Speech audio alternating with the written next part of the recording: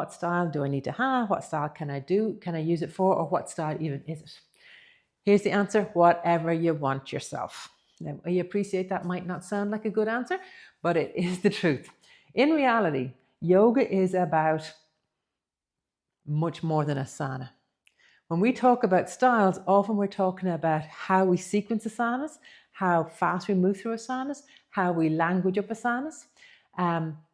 But fundamentally, yoga, so if you go back to your origins, hatha yoga, that is really about us being able to come home to ourselves. It's about us looking after our body and our mind and our spirit. And I know a lot of people will say that the tradition of yoga came from moving the body in a way so that we could meditate. That's talking about asana. That's not talking about yoga.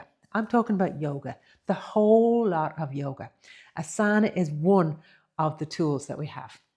And so how you combine your asana, whatever you want yourself.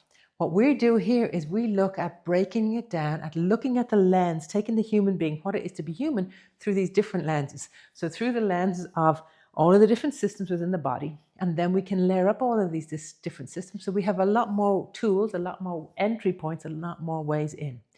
So I could be saying to somebody that they allow the weight.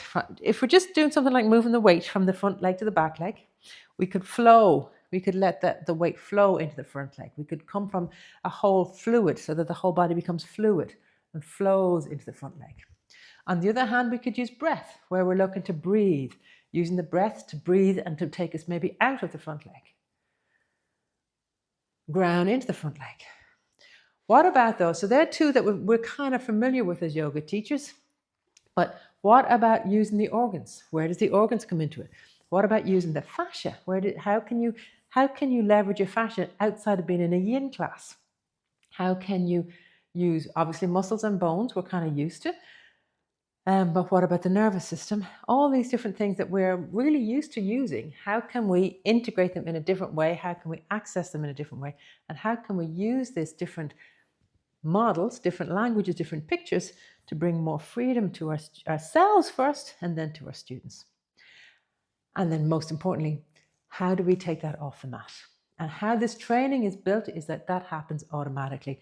There's no doing required. Automatically, our yoga classes and our yoga training gets to be exactly what our yoga classes should be. A playground which feed the entirety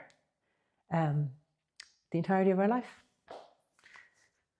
If you're interested, if that sounds even a little bit interesting to you, book a call and find out more.